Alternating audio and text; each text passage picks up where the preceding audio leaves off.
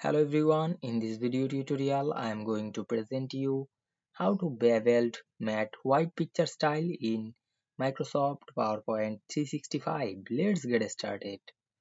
At first we have to open a PowerPoint presentation, then we want to make a picture bevel matte white style.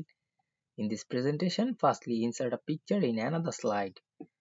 Go to the new slide and create a blank slide. Then go to the insert menu and insert a picture from our file. Then resize the picture some small. Then click the picture and go to the picture format menu. Then click the picture style drop down menu and choose the beveled matte white style.